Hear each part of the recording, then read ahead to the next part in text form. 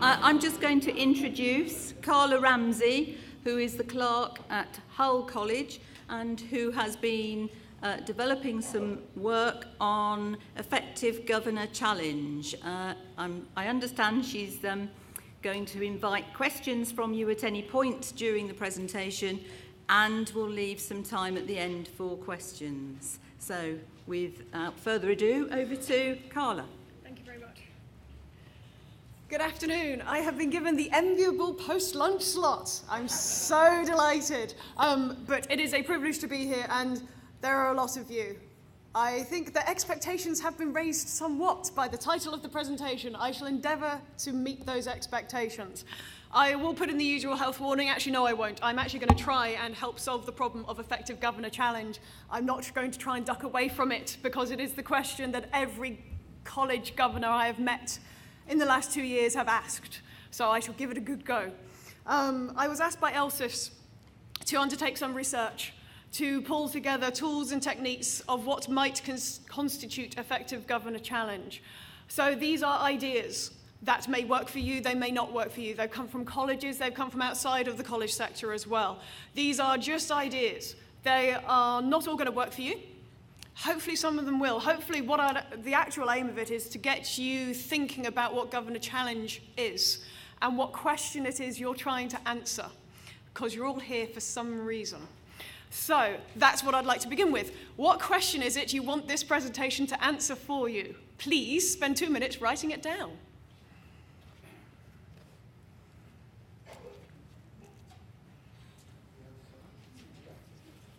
Oh yes, it's interactive.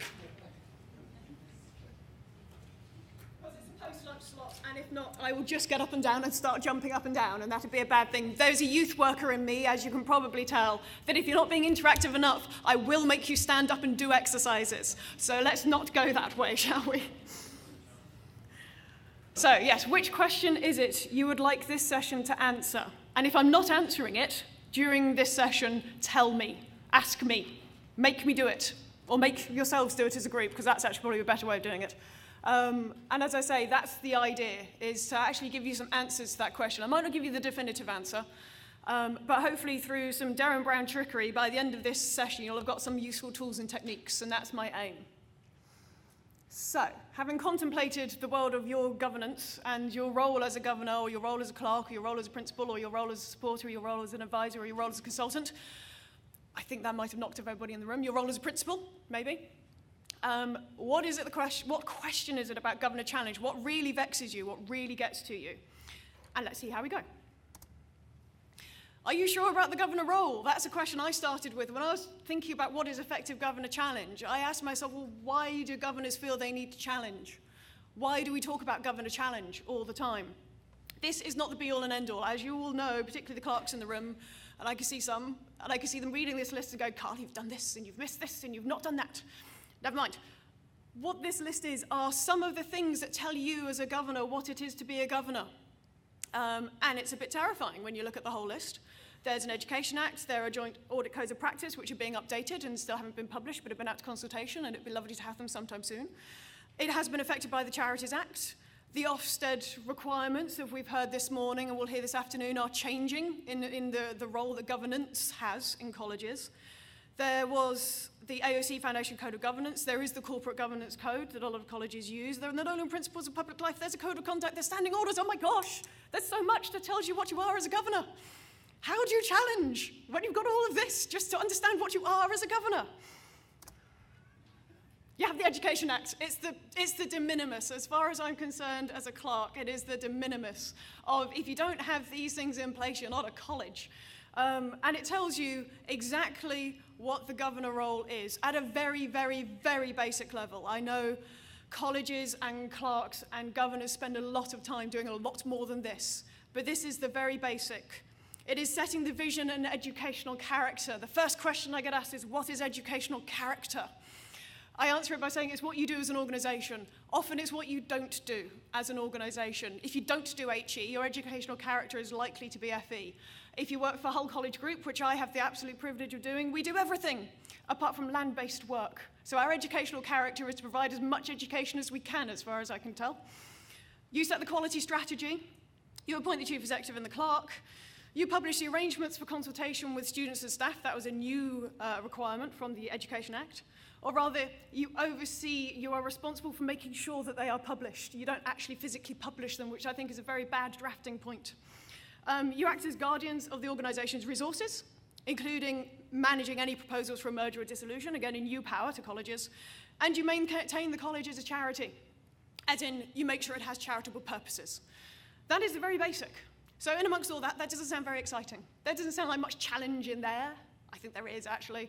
There's a lot of tension in there, and maybe that's a question a lot of you have, is how do you manage tension between the senior team and yourselves as governors, or between yourselves as governors, and how does the poor clerk manage all of that in amongst all that tension? Ofsted requirements and expectations, that's what a lot of people have been brought here today to look at. It's the Common Inspection Framework for Skills, the newly published one, and Ofsted's recent report that was referenced by the speakers this morning. It has this sentence in it, which is also in the ELSIS document that's in your packs as well, about current challenges in governance. The importance of the relationship between governors and college managers, ensuring a culture of accountability and success. Governors create a learner-centred ethos, and that's what Ofsted look for in an outstanding college. What does it mean? And how does challenge have anything to do with it? What about everything else? Well, that lovely diagram I showed you with all the boxes that told you what you are as a governor. You have Nolan principles of being selfless and integral, or having integrity, being objective, accountable, open. You have your own code of conduct. You'll likely have your own standing orders. There is a joint audit code of practice. It is being updated. There is a Charities Act. And there is a foundation code of governance for those of you who have chosen to adopt it. But again, all of those impact on what the governor role is. So what decisions are you asked to take? That's always a good point. When you're looking at Governor Challenge, again, you're here for a reason. You want to know about Governor Challenge. So again, if you could spend a couple minutes thinking about what decisions are you asked to take, and that's you as a governor, you as a principal, you as a chief executive, you as a clerk. Clerks might think of it in the context of the advice they're asked to give when the chief executive and the principal, or the chief executive and principal and the chair come together and think about something new, which is a delight for clerks. What decisions are you asked to take? Give that a couple minutes thought. What decisions are you asked to take? Ideally, abstract concepts. I'm sure you're going to get used to that in a few minutes.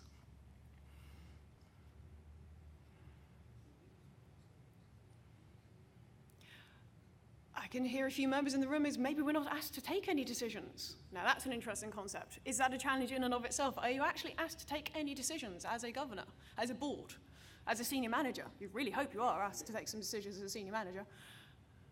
As a clerk, you get asked to take decisions, sometimes not ones you really want to take. Do you ever get asked to note things? This is me as a clerk. Unfortunately reacting very badly to my fellow clerks, and I'm really sorry. It is my personal bugbear. It is only because I think there's great value in noting things. As a corporation, you need to be updated. As a governor, you must be updated with what is going on. You're often asked to note those kind of things, and that is very important. That is a very important part of accountability. The senior managers are telling you as a governor exactly what is going on in the college. Very, very important. I personally cannot stand it, only because it means that as a governor, you are taking no active participation. You are doing nothing with that information other than noting it. I don't think it's a governance failure. It's a perfectly acceptable thing of practice. I was thinking about, when I put this slide together, I was thinking as a clerk, how would I react to it? And I would hate the speaker right now. So I do this with an apology. But it is, think about why you are asking governors to note something. Why aren't you asking governors to do something with it? And I'll come on to that. There are lots of questions asked in the sector about length of reports. Is a 20-page report as good as a 3-page report? It entirely depends on what the report is about. But it also depends on, again, what decision are governors being asked to make. They may need a 20-page report, but it's only as good as the recommendation being made to the governors. And again, I spent quite a lot of time reviewing lots of different types of reports. I do have some examples of reports as well. And a lot of them are very key, very detailed, very useful documents. But governors at the end of it are asked to just agree with the recommendation. It doesn't allow governors to challenge any part of it. And again, I'll come on to why that might be. Does it have any links to the strategic plan? That's the bit for me that makes it an effective report and allows challenge. If there's no clear link between the report and the recommendation and what governors are being asked to do, that doesn't link to their role as a governor that we just looked at. So does it link to the quality strategy? Does it link to the risk register or the balanced scorecard or your KPIs that your governors have set? Does it link to the governor role in any way, shape or form? You'd be surprised how many decisions governors are asked to take that has nothing to do with governance. So do ask yourself that fundamental question, is it anything to do with being a governor? If it doesn't do any of that, why are you spending time with your governors doing it? That's the first thing. But then secondly, how does that enable governors to challenge what is going on in the college? So do you debate or do you agree? Nothing wrong with consensus. There is a lot of governance by consensus, and it's a very, very valuable thing. When you've only got a 3-hour corporation meeting, there's only so much time you can spend debating and spend challenging and spend not agreeing with each other. So I don't disagree with governance by agreement, but there should be some debate. And it's really trying to pick out what the important parts of the debate are. But that's the question I think maybe a lot of you came here with today, is what did you wish it were like? What do you wish your role as a governor looked like? What do you wish your role as clerk looks like? What do you want the debate to look like? What do you want to challenge as a governor? So let's look at that. What do you wish it were like? How often do you receive what you ask for? But more importantly, and before all the clerks in the room have a heart attack, how do you know that what you ask for is appropriate? Because that's the other tension that often arises between governors and SMTs, is governors are asking for stuff they shouldn't be asking for a perfectly legitimate reason. They've been led down that path maybe. They've been asked to look at the quality strategy, or they've been asked to look at the estate strategy, but they have no numbers, or they have no information, or they don't know why they're being asked to take a decision on the estates at this particular point in time, when again, estates didn't appear on that list, but it does come under resources. So where is the link? Why does it come back to the governor role? So always ask yourself, whatever role you have in this room, what do you wish it were like? And can you do anything to make it like that? But also, should you be asking for it to be like that? Suggested practice. Here we are. Here's some of the answers that you've all come looking for. I hope these are the answers you come looking for. Again, it's not a be-all and end-all list. This is just some of the things I came up with by reviewing a lot of information out in the sector, in other sectors, looking at things like the Audit Commission has spent quite a lot of time looking at what makes an effective board of directors and an executive board. So I've taken it from all over. And again, you may not agree with these, and that's absolutely fine. But this might help you challenge. So do review the spend due time on debate versus receiving updates of information. If you're receiving a lot of information but not doing anything with that information, ask yourselves why. Actually spend time as a corporation asking yourselves why. Don't let your governors sit there and stew about it. Actually openly ask that question. Are we doing the right things? Do review the length of the agenda and the agenda items. I performed a magic trick with our corporation that I try not to be too smug about. But my last corporation agenda was 6 agenda items long. 6. One of which was minutes of the last meeting. The second of which was any other business. So it was 4 agenda items. What were those agenda items, you say, the magic trick that you performed? They were 2 strategic items. We reviewed the new Common Inspection Framework. It was last December. So all our governors were updated and briefed. So there was some things for information. There was an item to note. I just about let it go because there was debate on it. What governors did was not just receive an update for information about the new Common Inspection Framework. They were then asked, how do you feel about it? And of course, they're all terrified. So we then spent time debating why they felt terrified. So we didn't spend a lot of time debating the information or the Common Inspection Framework because there's no point debating it in many senses. You either accept it or you don't. But what we did spend 35 minutes debating is what is the governor role now compared to what it was in 2007-8 when our college was last inspected? And then what does that put on the agenda for the governors in the future that they then want more information on, more training, more briefing, more help with? Not to feel comfortable, but just to put that challenge back to the senior management team, saying, this is a new common inspection framework, we have a role. It's greatly reduced, and the governors are delighted about that. But for the 2 hours we might be in front of the inspectors, what does it mean? And when it talks about teaching, learning, and assessment, what on earth does that mean?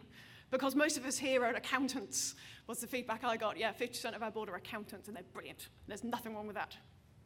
So do review the length of the agenda and the items for debate, and make sure they're actually debated, because that really does help open up the challenge and the relationship between the governors and the SMT. That's what I found. Agree a split of time on strategic items and routine governance. As you'll have seen from that list of the governor duties, they're all about strategy. They're about the quality strategy. They're about the educational character. They're about the vision. There's very little statutory duty apart from that monitoring the use of resources. So structure your agendas effectively around that. Use that as your idea of what is the governor role, what do you wish it looks like, what do you wish you are asked to debate, and make sure that the agendas match that. Debate as a corporation, what makes you tick as a corporation? Every college has different needs, has a different community, has a different board of governors, has a different SMT, does different things, has a different educational character. See, it does work. So ask yourselves as a corporation, what is it that makes you work well as a corporation? What things aren't you very good at? Ask yourselves what you find really frustrating. Ask yourselves what you don't do very well. What don't you feel comfortable with? Why do you get a lot of information to note? I'll keep asking you to ask that because it is my personal bugbear. But it is an important question. As governors, ask for recommendations that require you to debate something. And again, that's been a really effective way of changing practice in some organizations I've worked with.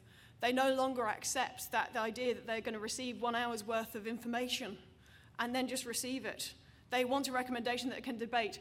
The other point is, not because I'm snotty, although I probably am, it's more because if you're not debating something, if you're not debating strategy, is that anything really to do with the governor role? So it really comes back to that fundamental question, why are you receiving that report? And does it really link to your role? It is a discipline for the senior management team to get into, and what we spend time as a college doing is actually debating that relationship. What should it look like? Is it challenging? Is it helpful? Is it constructive? Is it destructive? You do find that. And freedom to act for the clerk. This is where all the clerks become my friends again, after I've told them not to note anything ever again. Clerks have a role to be your independent advisors, and we really desperately try and do that as best we can. But if the clerk has freedom to act, if the clerk has the freedom to go back to report authors and say, is this really a recommendation for debate? The corporation said they want to spend more time on strategy. How does this report lend itself to debating strategy? The corporation said that they only want recommendations to do with a strategy they've already agreed, so they only want papers that link very directly back to the quality strategy. If the clerk has that freedom to have those conversations with report authors before they come to the corporation or before they come to committees, it really does help govern a challenge. And agree as a corporation and as an SMT, whatever you call yourselves, agree the level of debate and discussion you're going to have. Agree between yourselves, what is a strategic debate? Because again, that varies massively from place to place. A strategic debate in one college is receiving a 30-page briefing note, and governors being asked to note that because they know exactly where it fits in with their strategy. In another college, it's receiving 3 PowerPoint slides on we're going to completely change the direction of 16 to 18 further education in the city over the next 5 years. And that's a debate that college has. It really depends on what your college does and what your role as a governor is within that college. Reporting by exception. A lot of colleges have started doing this, and it does work really, really well for those that are happy and confident to do it. And what it does do is it spends a lot of time not receiving information and really pinpointing the areas for debate and challenge. So a lot of, as I say, the challenge is directed to the right areas. A lot of it's by the red, amber, green rating, which really can be effective. What it does also then mean is you spend a lot of time debating the red stuff, you don't really notice the green stuff, and nobody really knows what to do with the amber stuff. So do actually make sure you know what you're doing when you do red, amber, green rating. Use of cover sheets to reports. Again, some of the examples I've got are different types of cover sheets. How do they help govern a challenge? Or is it just a way of rewriting the report in 3 lines and really frustrating the report author because I've had to do the report twice, once very short and once very long? But again, make sure the cover sheets direct attention to the key issues. Use of visual maps. A lot of people here are going to be visual thinkers. I am not. but I know a lot of people are, and one of the tricks I've had to learn as a clerk is to work with different types of learners and work with different types of reports, because not every governor is comfortable with a lot of data. Not every SMT member is comfortable with doing flowcharts. So it is finding the right level of information depending on what you're debating. But visual maps can really help. And again, where some boards have really, really cracked challenge is where they've used a visual map to show exactly what decision they're asking the governors take, how it fits in with the grand scheme of things. And I've got an example of that as well. Debate and challenge at meetings. What makes a good question? And what makes governors into critical friends? Because that is often the role that governors are told they have to take, even though that's not written down anywhere. But what makes governors into critical friends? Some examples. What is the balance between the corporation and the senior team? What does accountability mean? Are the right links in place to enable you to challenge? And again, some tools of the trade to help with that. Think about your strategic plan. Our strategic plan is not a strategic plan, it's an annual plan, but we call it a strategic plan because it makes us feel better about ourselves. It lasts for a year. Colleges change so much, though. I understand exactly why ours is a one-year strategic plan, and it is high-level strategy. I shouldn't be so critical. What is the link, though, for you as governors between your annual plan or your 3-year plan or your 5-year plan, if you're lucky enough to have one, your annual self-assessment or your routine? We don't do ours every year, I have to be honest, but your self-assessment processes, or rather, sorry, your Ofsted self-assessment, which you do every year. Sorry, I was getting muddled up with myself. Your risk register and your performance management arrangements. Ofsted's focus is increasingly on performance management and what the governor role is in performance management. So as governors, do you know what your role is on performance management, but critically, how does it actually link with your role as a governor? Because again, that's not written down anywhere, that you as a governor are in charge of performance management. So again, how is that map being drawn for you as a governor between your strategic plan, your Ofsted self-assessment, your risk register, and performance management? They should all link together. You should have that kind of spelt out for you somewhere. And again, I'll show you some examples. So, a worked example. And I've set myself the most horrendous challenge. I've tried to answer the question, what is the governor's role to teaching, learning, and assessment and challenge? Why have I done this? It is a worked example, though, so I'm hoping that the slides have actually saved my answer. But it's a question that's been asked this morning, and it's a question every corporation I've been to recently has asked. It's something we've asked ourselves as a Clerks Network recently, is what is the governor's role to do with teaching, learning, and assessment? Why is it suddenly so important? And how does that link to challenge? I realize I'm giving a lecture at this point. Please do chip in with any thoughts, queries, challenges, everything. Do make it interactive, but at the same time, I'm just going to carry on talking unless I'm interrupted.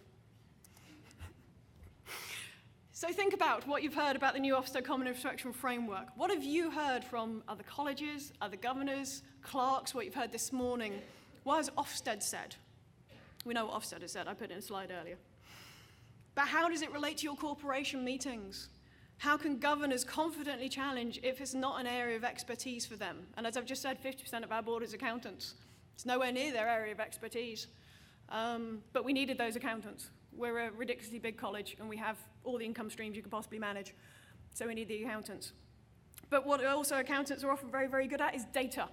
Data is often the answer, are often the answer. Ofsted believe governors need to understand their performance management framework that's in place in the college. That does not mean governors rewrite the performance framework. That does not mean that governors have to run and understand and suddenly take the role of the quality manager to understand their performance management framework. Performance management framework in context means how is poor teaching, learning, and assessment picked up in the college, and what is being done about it? That is the easiest way to frame that question. What is good teaching, learning, and assessment in the college, and how do you know you have it? Your trick as a governor is to ask exactly that question. How, senior management team, do we know we have good teaching, learning, and assessment? And that's your role as a governor. Your role as a governor is not to answer that question, because that's where I get a lot of governors come up to be terrified, that suddenly they have to know how to answer that question. The trick is asking the right question. Governors need to hold the management team accountable for the results of that college through the performance management framework. It's not just teaching, learning, assessment. Performance management, of course, is your financial framework. It is, of course, your estate strategy and how well that's going to be implemented and what kind of money you're going to try and find from magical pots that will suddenly mean you can rebuild your college from scratch, something we're trying to do at the moment, not working so well. But governors need to hold the management team accountable for the results of their college through that performance management framework. And again, I've got different examples of what they might look like.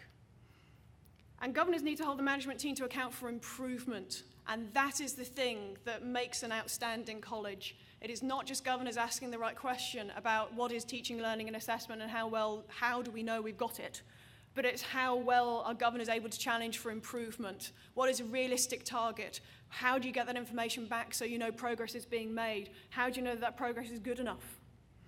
Performance management, how do governors set targets? How easily are they understood, and how can governors challenge when those targets are set? And then a lot of that comes down to the information you then receive as a governor. And that allows you to understand that, and it allows you to challenge. And as I say, I've got a few examples. Should you, sorry. Please, I've been talking far too long. I'm not agreeing with that, but it strikes me that there is, on top of that list that you've got there is a need to...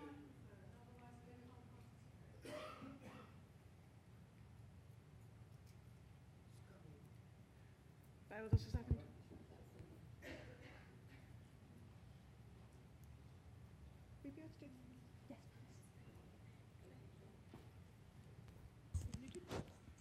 It strikes me that there is also an issue about horizons, about managing short-term horizons, medium-term and long-term, and to ensure that those are in reasonable balance, that the transition between one and the other is reasonable, yes, sensible, resourceable, and that governors do have quite an important role as a senior management team in determining that. But Absolutely. having said that you require a degree of experience and knowledge to be able to do that. Yes, and very much so. If there is a history of transitory nature of governorship, there is sometimes a problem in terms of the experience of the business in order to be able to deal with that. But it seems to me that is a crucial aspect, the question of timetable, of time frames, that needs to be managed, and probably the governor role is quite important as far as that's concerned. Absolutely, that's a really helpful observation, thank you.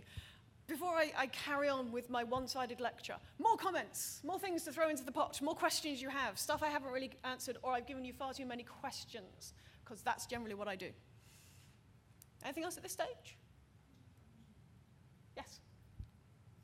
Very unusual to have this and not break into a karaoke number, of course. That's the... You can if you like. Work on the basis that the audience have had more to drink than you have before you do that. So, yeah, just a sort of cautionary from a clerk's perspective. Okay, cautionary note, and an ex-senior post holder.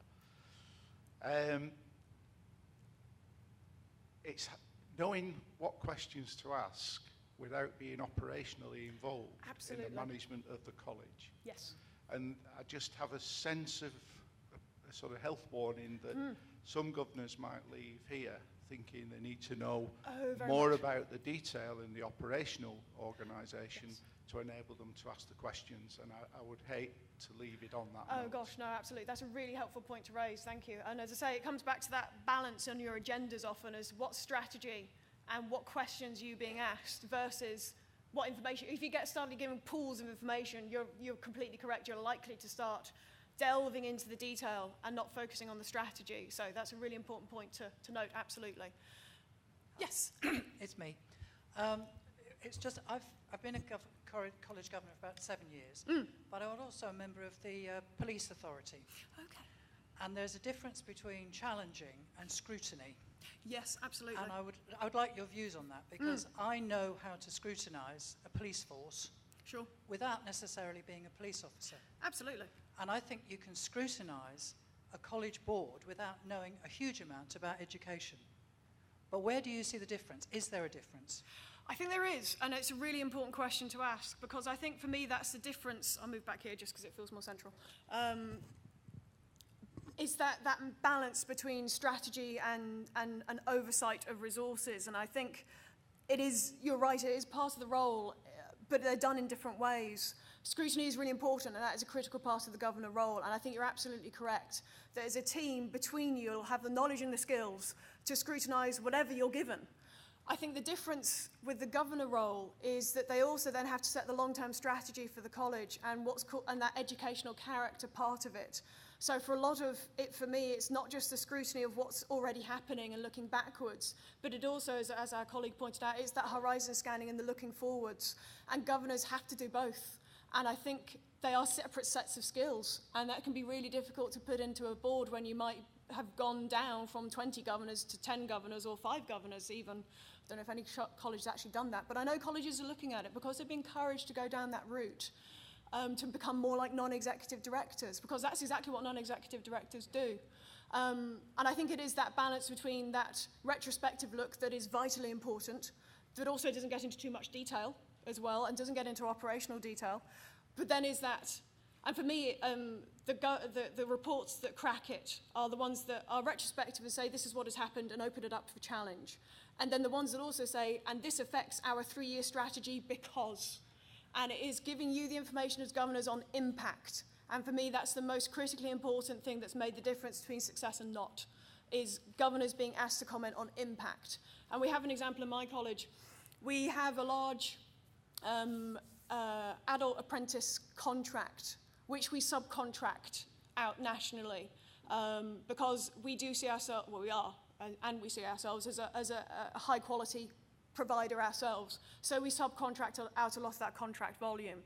But again, we've been made aware by our subcontractors they're not likely to hit this year's volumes because there aren't enough employers that want apprentices, not enough employers yet understand the new apprenticeship framework. What about the fund? We are unlikely to hit our projected value. So the question we've asked the governors is, firstly, here are the data, and governors have said, why isn't it happening? So we've given them the scrutiny response. But then what we've also said to governors, the senior management team, I just helped bring that conversation together, was it will impact our annual surplus by this amount. Is that acceptable to you as a board of governors? And that is the difference for me between a good board and an outstanding board, because the outstanding board asked about impact and asked whether it's happy to accept that impact. And that really is a dynamic board that can really challenge, and that's the challenge is, do we accept that risk? Do we accept that impact? And not a lot of governors ask themselves the impact question because they're not encouraged to, or they've never really thought about it as part of their role. I know a lot of governors do. But I think maybe that's hopefully that split of the role, and maybe the way to answer both of it. Lovely.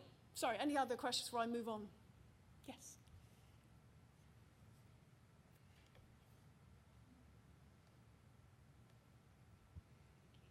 Just leading on from that last lady's point about and your response with regards to impact, if the governors have already been told what the impact is, how can they scrutinise and challenge? So the question that I wrote down at the beginning was how can we stop the senior management team giving the governors the answers so they don't have the opportunity to challenge and scrutinise? Absolutely. I think it's because it will always then come back to the governor role on scrutiny. Is if governors are told one thing and they're told the impact will be X, but then the data then show them 6 months later that the impact was Y. That's the governor role, and that's how they can challenge. Another part of what I picked up from, particularly the Audit Commission's done a lot of work on risk and assurance. And the answer to your question is the assurance part. Is not just, if governors accept an impact and say this is not what we originally put in our plan, but we accept that this is a change of plan and we're happy with that risk. The thing for the senior management team in terms of their accountability, because it is an accountability, it shouldn't just be governors always have that magic trick of asking the right question at every single moment, because that's the danger you'll get into. That governors rely upon their own strength and skills because they're being forced to, because the senior management team, and I really apologise for having to use this phrase, try and get away with it, which I wonder if that's one of the questions some people have written down, is that then what's the assurance governors get afterwards about the impact of the decision they've made? So if governors were told that we're not going to hit our contract value, and our governors say that's okay, it's only X thousand pounds or X something pounds, what does the finance report say 3 months later? And what is the outcome of that? And again, governors can ask for that assurance without having to answer their own question. The accountability of the senior management team is then to give governors back the assurance that the decision they've taken was the right one. And for me, that's the answer to the question, is then the assurance that follows up a challenging question. And again, I've got some different examples of what assurance looks like as well. So I'm trying not to, be the panacea here, but I did understand. I took on this, huge research project where everybody was asking for, you know, exactly the right answers. Yes? I mean, just one quick point about challenge and scrutiny. I think what's really important is that the governors, if you like, have permission to turn down a recommendation from the senior management team without it threatening their relationship, because what the senior managers want in order to be effective is to be challenged to improve their performance. And so you need to have a relationship whereby the board can say, no, we don't accept that recommendation, we want to do something else instead. And that's exactly what's expected. It's not something which is then going to be seen as a threat to managers and they go on defensive. And I think it's very important to have that open relationship where you've talked that through and managers expect it. I mean, certainly my own board, I expect some of my recommendations to be turned down. If they weren't, the board isn't doing its job. Absolutely, and you're right, it's that difference between that tension between the senior management team and governors that could go the wrong way, and then we've got that healthy, tense relationship where you know as a senior manager that, one, your recommendation should be good enough, and you should be holding yourself to that high standard that when you go in front of the governors, it should be the right paper at the right time with the right recommendations. But as you say, absolutely, governors are the ones that set the strategy. So the recommendations governors are asked to approve or otherwise should be in keeping with that strategy. Or the debate is, we actually want to take the college in a different direction, and having the right relationship to have that debate as to, is this actually taking us in the right direction or not? Anything else at this stage? I have some other things, but I'm happy to, you know, stop talking at you and stop talking to you. Yes.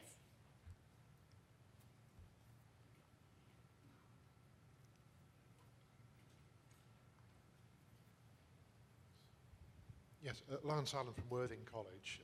Again, I find as chair, occasionally I'm having to act as the diplomat between a governor who is challenging on something they feel strongly about, and I want to not demotivate that governor, but at the same time make sure the senior management don't feel threatened personally, you know, because it's not attacking them as individuals. Yes. But again, if a challenge does happen, at least I'm pocketing something that's evidence for Ofsted that we do challenge. Because occasionally when we have a very good senior management team who are self-challenging, and we support that and very much try to be the critical friends, sometimes we're accused of not doing enough challenge ourselves, but we're not challenging just for the sake of it. So it's always finding that balance, and that's whether it's chairing the committee or chairing the corporation. We have that role to try and keep the whole thing moving along. Absolutely, I completely agree with that point. And again, a few governors have asked me, well, what do we do about that? How do we build out that relationship? And again, where I've found some I call it good practice. From my point of view, I thought it was good practice. You might not agree. Is at either a corporation meeting or a governor strategy day or an away day or whatever type of thing you have, or a training day, is don't spend any time talking about strategy. Spend the time talking about your relationship and what challenge looks like as a group. What is and for the governors to understand their role, to hold SMT to account, and talk about what does that accountability look like. Does it look like reports? Does it look like being asked the right questions? Does it look like recommendations? Or is it just how we feel as a team? And although it's esoteric in many, many ways, it does make a difference. If you feel the right tension is there, if you feel the right challenge is there, then things will go better. And it is worthwhile doing that exercise as a corporation and as an SMT to not spend all the time always talking about data and strategy, but actually spend time thinking about yourselves and your roles, and it really does pay benefits. I had some governors accuse me of wasting their time for having done that because they weren't talking about strategy and they weren't doing stuff they were meant to be doing. But actually, in the long term, it really has paid off, because what the governors have set for our college is a very strong vision, and every decision they expect the SMT to bring to them has to fit in with that vision. And that is the accountability they have. But that's one they agree to for themselves. You might not use your vision. You might use something else. You might not even have a hook, because I think of it as a hook. The vision has become a hook that our SMT try and mold things into.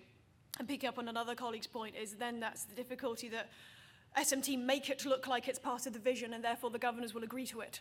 And again, that's where the challenge comes from governors, is spotting when that happens. But again, the relationship shouldn't be that way around, but I do know it happens. And sometimes that's very healthy because it draws out that point of debate.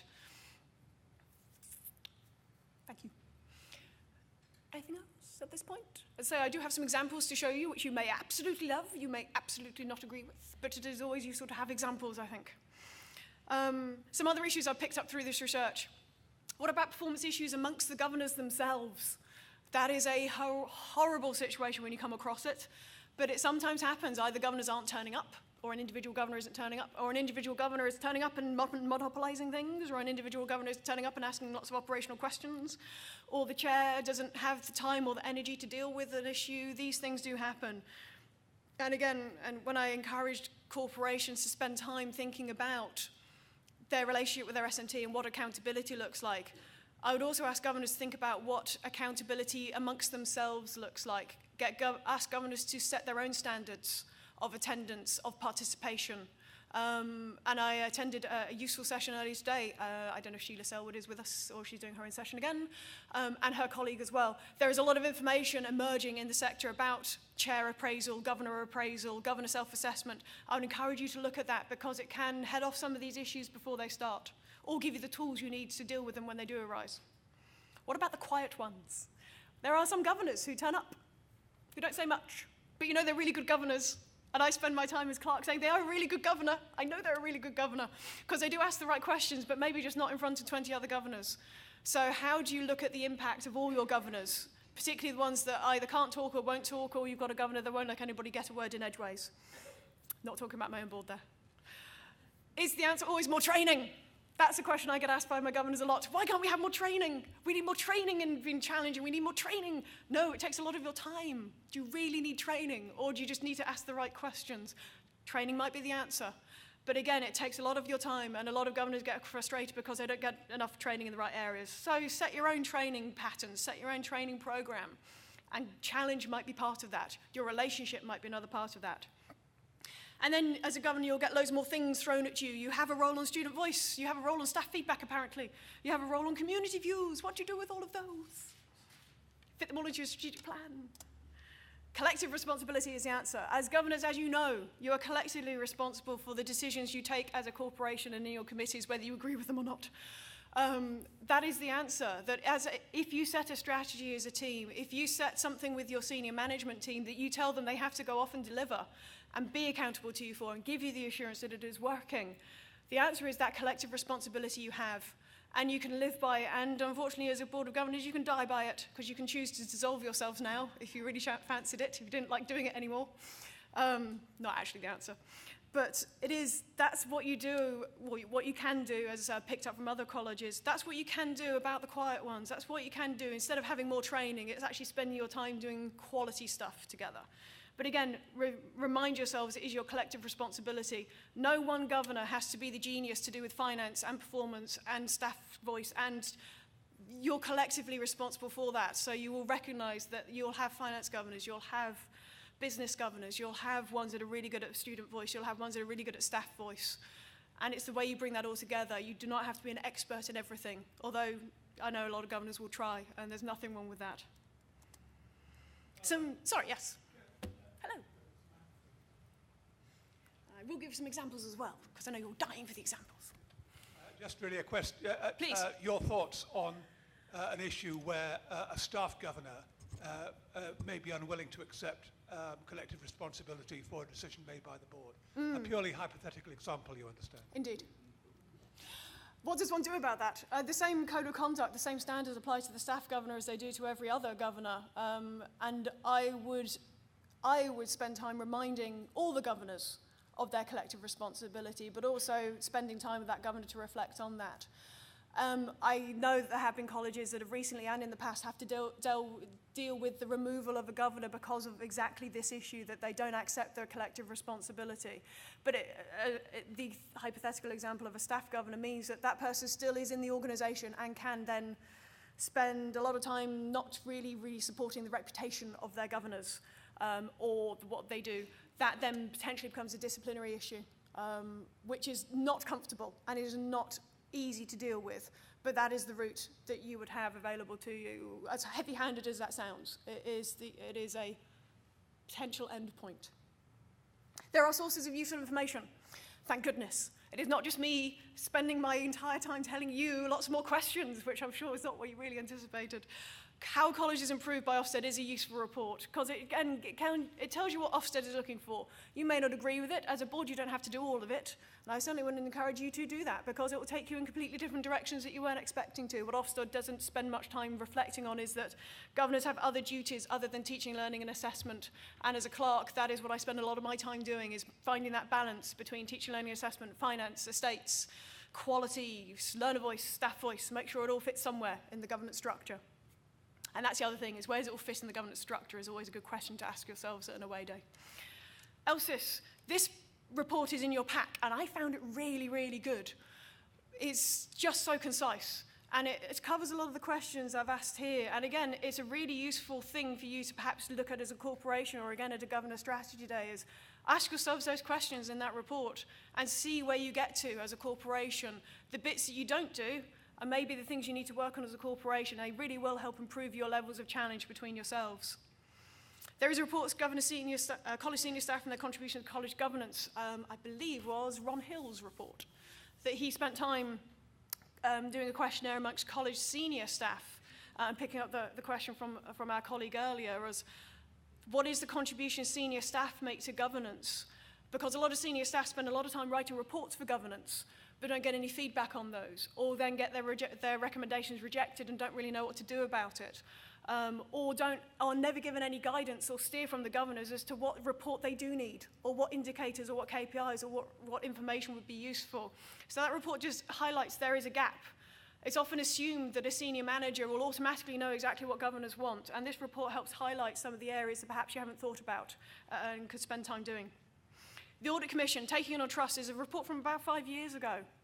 And it was at the time that a lot of NHS trusts were going for foundation trust status, which is an independent type status from central government. But what it required is what had been NHS trust boards that are made up a lot of community representatives. Their role very suddenly and very dramatically changed to one that is much more parallel to that of a governor. So again, there's some really useful information and tools and techniques on assurance particularly, because again, a lot of the answers to a lot of the questions here today is about assurance and how our governors are assured about things. I will always fall back on the Education Act 2011 Schedule 4 because, as I say, that's the very de minimis. If it's not on there, why are you doing it? It's always a good question to ask yourselves. And the ELSIS have also published the Core Principles of FE Governance, again, a very useful document. I said I'd show you some examples. I hope we're still okay for time for me to show you some examples. Marvellous. Let's see if I can find them. Oh, look. So, I have taken these from colleges. I've anonymized them. There is one you won't ever have a chance to ever see the data on, thank goodness, because I've made it all into gobbledygook. So it actually doesn't all add up. It's not a very bad college. It's just what I've made, so you can't understand which college it is. So what should we look at first? Oh, a visual map. I think this is what this one is. Yes. Lovely. That is College B. This isn't, if you do a Google search, you won't actually find this document. I just turned it into something for what they did. This is College B. This is one page, and every time they ask a governor to decide something, they make sure it relates back to this page, so that governors can always see when they're looking at strategy, not necessarily at scrutiny, but at strategy, how it always links to the long-term plan. So firstly, governors decided and agreed this long-term plan. They said, this is exactly what our college is going to do over the next 5 years. So they put themselves some targets in there, as well as put themselves some aims in there. So they said they're going to respond to changing local needs, which is not measurable. How do you know you've done it? But it's something they set themselves as a college was important for them to do.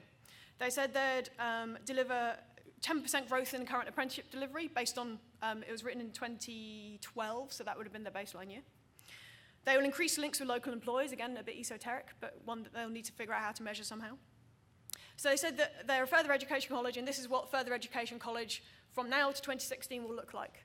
They've also said what growth will look like, and they've said there will be some reductions. So again, as a corporation, they've spent time not just looking at growth and the future, but they've also looked at the very harsh reality of things are going to change.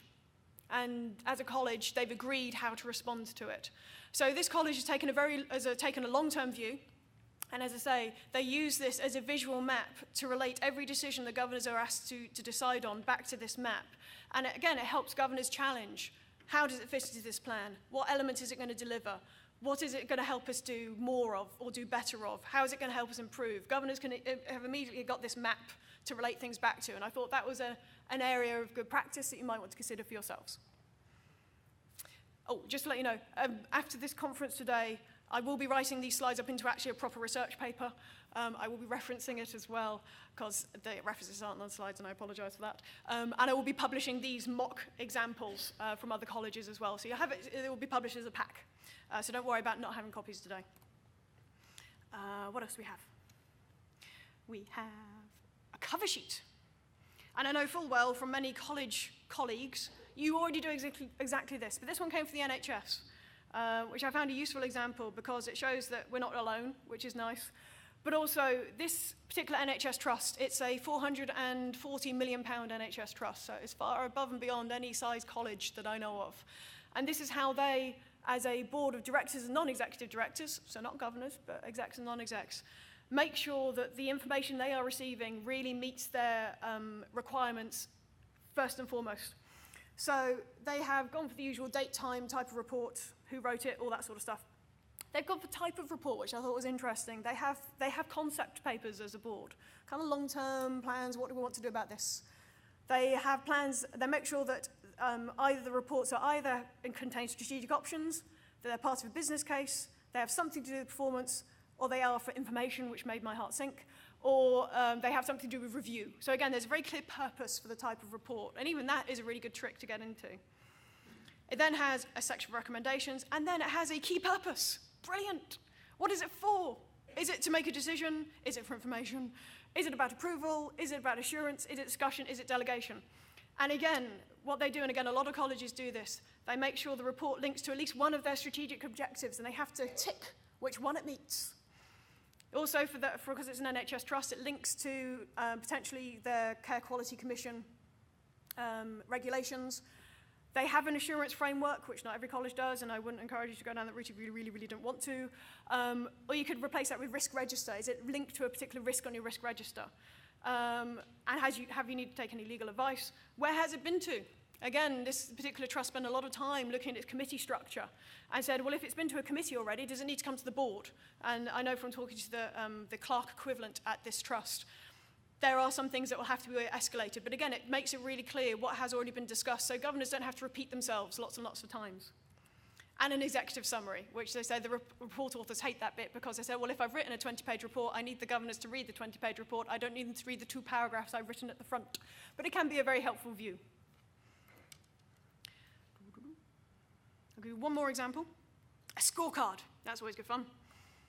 This is the one where I manipulated the data completely so it doesn't add up and it doesn't make any sense. And that's lovely, thank you. So again, it is a RAG-rated report. You'll recognize RAG rating.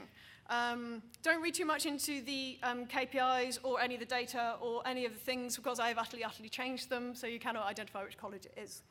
However, as a visual thing, it tells you, and again, this college rebuilt their balanced scorecard with their governors last year. So this is their governor's balanced scorecard. They then have a much more detailed balanced scorecard underneath this because they have about 12 strategies. Each one of those strategies has 10 indicators. So the SMT balanced scorecard is 120 indicators long. And to answer our colleague's point from earlier, there's absolutely no way they're ever going to present 120 indicators to governors and ask their governors to comment on 120 indicators because that would be awful. And it wouldn't lead to scrutiny and wouldn't lead to challenge and it would be a lot of time wasted. So what they have done is, on the left-hand column, it is the strategy. Which strategy does it relate to and who's responsible for that strategy? So there is a strategy direction on leadership and overall strategy, and of course that belongs to the chief executive. They are then picked from those 120 indicators, which 5 or 6 will really show to governors whether they're completely on track around strategy. So they have picked things about implementation of the organizational structure. They were going through a huge restructure or redundancy program. They had a measure on improving communication. They had a number of celebration events, and they were doing a cultural integration survey and set themselves some indicators on that. So again, you can see on the right-hand column that they've achieved everything. Bravo, well done.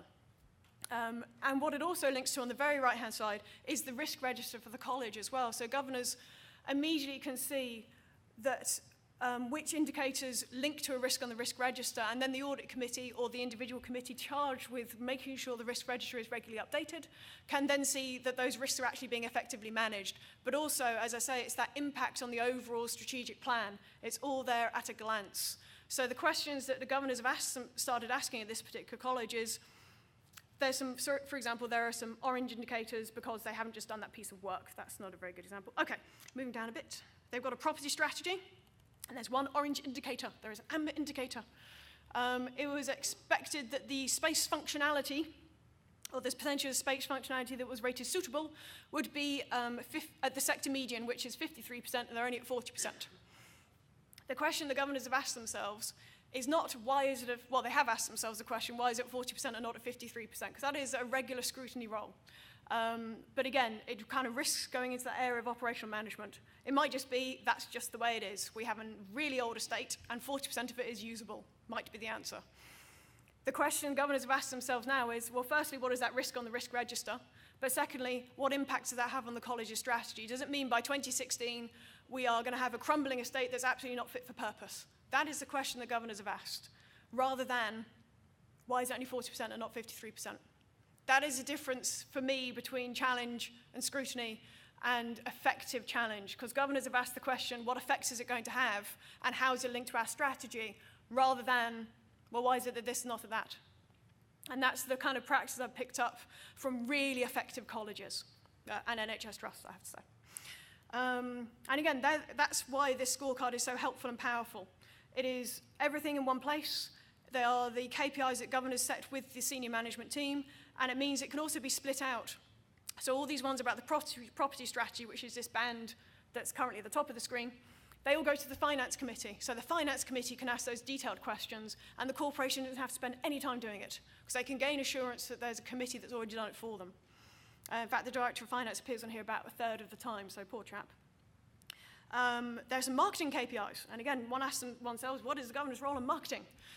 Governor's role in marketing is actually about recruitment and finance, rather than actually spending time on the marketing materials, although sometimes I do have to tell them not to do that, because governors do like to look at marketing materials, and you know, they don't like the pink we're currently using, is the feedback I've had so far. But again, it's to make sure that actually marketing is effectively going into recruitment, and what effects does that have on the finance strategy. So they're the kind of questions this scorecard enables governors to ask. But again, a lot of it is how that information is presented to them. And you see, oh, there's a red one. Only 52% of staff have had an ASPDR, or an appraisal process. I understand what it means in this college. So again, the governors have asked themselves at their search and governance committee, I happen to know that they have, what effect is that actually going to have on the workforce, as opposed to why is it only 52% and not 98%? And the answer is, of course, well, we're quite a demoralized group of staff because we've just gone through a redundancy process and nobody really knows who their line manager is, was the answer, at which point the director of HR was told to sort that out quite quickly. Thanks ever so much. So again, it allows governors to ask the right questions, and I think that's where a lot of the effectiveness helps to come from. But again, it took quite a bit of time for governors to sit down with SMT and say, this is what we need the data to look like. And a lot of it is going to be that starting point. And how well your college can create data can also be an issue. But it's not always about data. As I say, it can be about front sheets. A lot of colleges have, and I haven't got an example here, but I will put one in the pack when I put it together, is they do an immediate feedback sheet after every committee meeting. You may do that yourselves, where it asks firstly about the committee papers they had themselves, were they any good, were they the right length, were they asked to make the right decisions, and then secondly, did the agenda have the right balance between debate and discussion and decision making? So again, instant feedback can be a really good way of making sure that you as governors know what your role is, know that you've carried it out effectively, but also held the SMT to account, and give that feedback immediately to SMT to say, actually, this report really didn't help us for these reasons, rather than it be seen as just overly critical, or governors just picking on a report, because again, that's a concern I hear a lot, is that governors just pick on our reports and they don't tell us what to do about them. So again, it helps actually give some constructive feedback. Have I got any more examples? I think I had just one more. I have no idea what this one is, example college C. This could be anything. Ah, the risk register, how exciting. This particular college, and again, may not work for you, it's it's not a complex thing to do, but you may feel it doesn't actually lend itself to anything for you, is the audit committee, of course, has a role about the risk register. If you have a risk register, it is recommended practice. But the audit committee used to spend quite a lot of time just reviewing the risk register and making sure that risks were being managed. And that's not necessarily the role of the audit committee. The role of the audit committee is to make sure there's an effective process in place. What a lot of audit committees do is then review the risk register to make sure there is an effective process in place. And I'm not necessarily criticising that. But what this audit committee has decided to do is again, review with governors how they present that information back to governors. So, this probably hasn't PDF properly. Oh, it has. So, sorry, I've broken it. Try again. There. So the covering report is actually a summary of what's changed on the risk register since they last saw it. So governors don't have to spend any time looking at the risk register themselves. They've been told, in terms of operational risk, there were 5 red-rated risks, and there are now 9 red-rated risks. There were 13 amber, it's now gone down to 9, and there's 1 more green-rated risk. They also get a summary of strategic risks and what's happened with those. And what they've also started getting a summary on where a particular governor committee has looked at risks on the risk register, how have they helped mitigate those risks, and actually get a summary of governors' impact on the risk register, which again I thought was really helpful practice. So it's not just risks being looked at as a kind of benign concept, it's actually governors on strategic risks that impact on the strategic plan, and that is the context I give it. The ones that impact on the strategic plan, they're the ones that governors get reports on. Oh no, I've done it again, I'm not very clever. Try again. And they then do it in a 1-page summary. So these are all the strategic risks in this particular college. As I said, I've kind of doctored them a bit, so you can't really tell which college it is.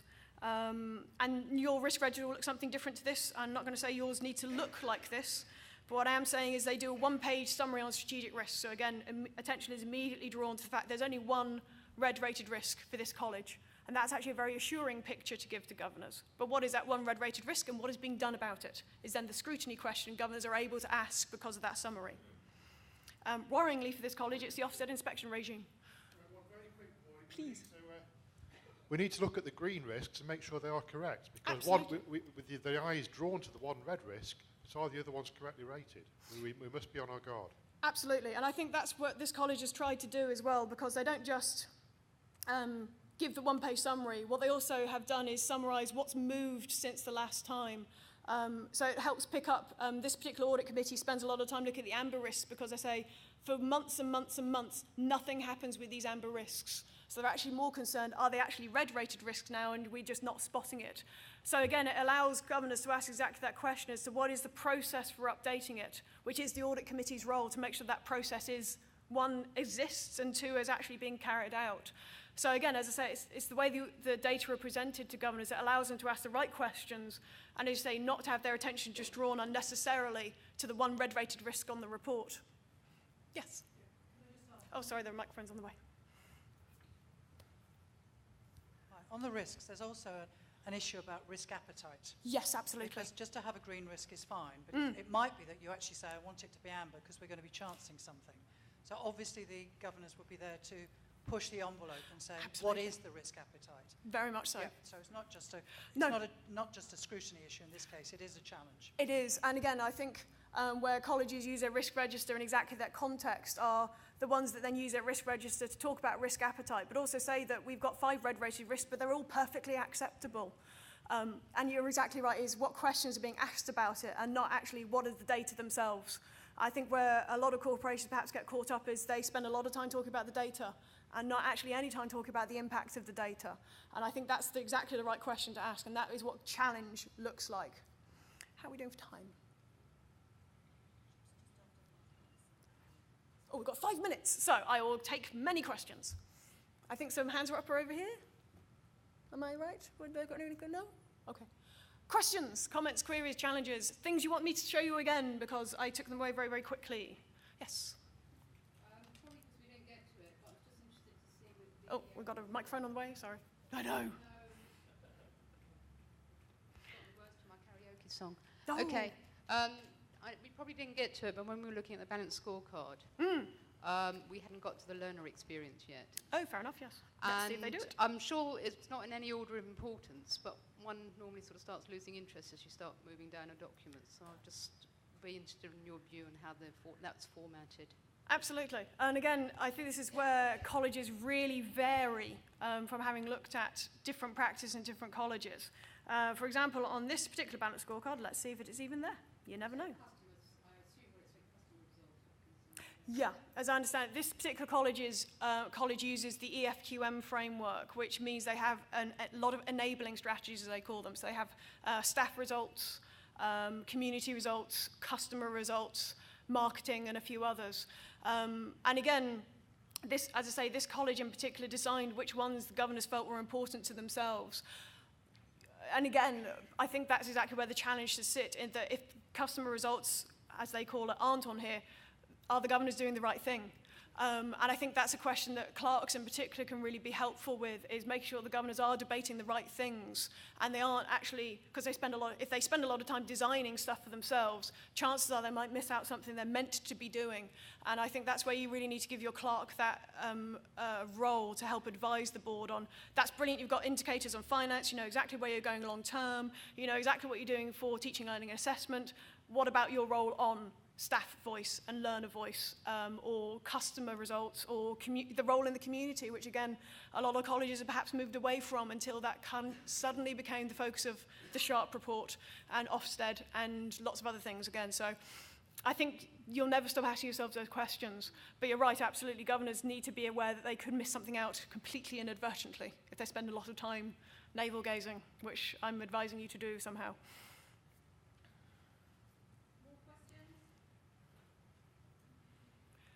If I could ask one question back, if nobody's willing to put their hands up. Have you found any of that useful? The reason I ask is I was commissioned to do this as a research project and to get people's feedback on it before I write it up to make sure it's actually answering your questions. So firstly, if you would happily come up to me after this session and tell me whether it was rubbish, tell me if it was rubbish, really please tell me if it was, or if it was useful and which bits were useful. And also give me your questions. If I didn't answer your question, or if I did answer it as well, because that's really helpful, let me have your question, because I need to make sure this toolkit actually does anything that's of use to you. So do let me know as critically as you can whether there's any use for you whatsoever.